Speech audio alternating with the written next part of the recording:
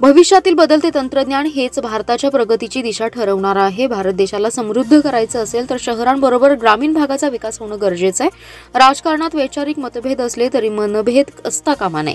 राजकारण हे निवडणुकीपुरतं असायला पाहिजे, त्यानंतर सर्वांनी मिळून काम करण्याची गरज असते, तरच पंतप्रधान नरेंद्र मोदींच्या मनातील आत्मनिर्भर भारत निर्माण होईल, असे प्रतिपादन केंद्रीय रस्ते वाहतूक आणि महामार्ग मंत्री नितीन गडकरी यांनी व्यक्त केले।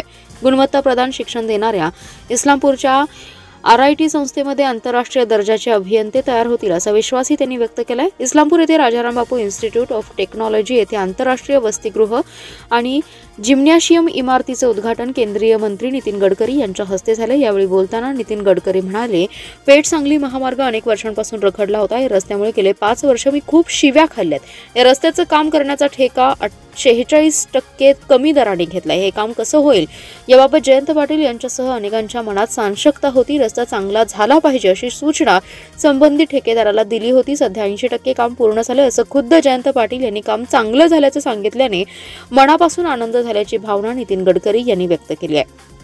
दरम्यान केंद्र सरकारच्या माध्यमातून पुणे बेंगलोर द्रुतगती महामार्ग करण्याचं काम सुरू आहे। सांगली सातारा जिल्ह्यातील दुष्काळी भागातून हा महामार्ग जाणार आहे, त्यामुळे दुष्काळी भागाला लवकरच चांगले दिवस येतील असा आशावाद नितीन गडकरी यांनी व्यक्त केलाय। आता मी जयंतरावांना सांगत होतो की आम्ही आता मुंबई पासून बंगलोर पर्यंत द्रुतगती महामार्गाच्या कामाला सुरुवात केली आहे। मुंबईवरून तुम्ही अटल ब्रिज, आता तुम्हाला या पुणे मुंबई हायवेने येण्याची गरज नाही, तोही पण मला बांधण्याची संधी मिळाली। आता मला आपले भाऊ सांगत होते की विमान येतं कोल्हापूरला, मग 50 मिनिटात आम्ही पोहोचतो। ते म्हटलं 3 वर्षात विमान सर्व्हिस बंद होईल, कारण आम्ही अटल ब्रिजच्या नंतर नवीन मुंबई बंगलोर हायवे बांधतो। त्यामुळे अटल ब्रिज क्रॉस केल्यानंतर 1 ते सव्वा तासात पुणे रिंग रोडवर, आणि पुण्यावरून पुढे बंगलोरमध्ये म्हणजे 5.5 तासात मुंबई ते बंगलोर होणार आहे। तेव्हा मुंबई ते इस्लामपूर हे 3 तासात होईल। तर तुमचा विश्वास आज बसणार नाही। जेव्हा मुंबई पुण्याला 9 तास लागत होते तेव्हा मी म्हणायचो 2 तासात होईल, तेव्हा कोणी विश्वास ठेवायला तयार नव्हतं। आता आम्ही दिल्ली ते डेहराडून एक हायवे बांधला, 9 तास लागतात। पुढच्या महिन्यात त्याचं उद्घाटन आहे, आणि आता दिल्ली ते डेहराडून फक्त 2 तासात आहे। ज्यावेळी आपण मुंबई टू पुणे बांधला तेव्हा जेट एअरवेजचे 8 विमानं पुण्यावरून मुंबईला जायची, आता एकही विमान जात नाही। याचं कारण 1 तास आधी जाणं, 1 तास घरून जायला, पुन्हा उतरल्यावर घरी जायला, मग विमानतळावर 4 तास लागतात। त्यापेक्षा 2 सव्वा 2 तासात घरी जाता येईल। त्यामुळे आता ही सगळ्यात महत्त्वाची जी डेव्हलपमेंट महाराष्ट्रातली होणार आहे ती पुणे सातारा कोल्हापूर जो कागल रस्ता आहे तो होणारच आहे, त्याचं काम सुरू आहे। पण त्याच्याही पेक्षा महत्त्वाचं म्हणजे ज्यावेळी पुणे बंगलोर रस्ता पूर्ण होईल आणि हा सगळा सांगली सातारा जिल्ह्यातल्या दुष्काळी भागातून जाणार, आणि त्यामुळे सगळा विकास भविष्य काळातल्या त्या बाजूने होणार आहे। म्हणजे लगेच कान टोकावरून तिकडे जमीन खरेदी करायला आपण त्यामुळे येणाऱ्या काळामध्ये रोड आणि वीज सगळी कामं होत असतात। मला अतिशय आनंद आहे की एखाद्या वेळी चांगली गोष्ट जी होते त्याचं मी आजच आपल्या प्राचार्यांना एक विनंती केली की हा पेठ ते सांगली या रस्त्यावर मी 3-4 वर्ष बऱ्याच शिव्या खात होतो। हा फार खराब रस्ता होता। पुणे जिल्ह्यातल्या, कोल्हापूर जिल्ह्यातल्या, सातारा जिल्ह्यातल्या, सांगलीच्या बरेचसे रस्ते होऊन गेले, पण हा रस्ता काही कारणामुळे अडकला होता, आणि ज्यांनी याचं कॉन्ट्रॅक्ट घेतलं ते त्यांनी 46-47% बिलो घेतला।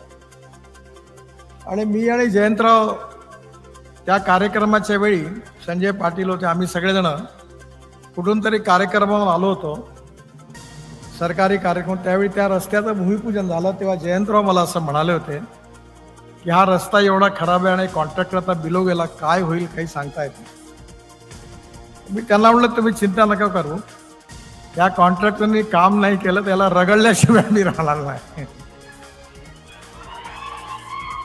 पण मला सांगताना आनंद होतो या 80% काम पूर्ण झालं, आणि पुढल्या 1-1.5 महिन्यात पूर्ण रस्त्याचं काम पूर्ण होईल, आणि त्याची क्वालिटी उत्तम आहे असं जयंतरावांनी सांगितलं, याचा मला मनापासून आनंद झाला। मी आमच्या कॉन्ट्रॅक्टरचं आणि सगळ्यांचं मनापासून अभिनंदन करतो।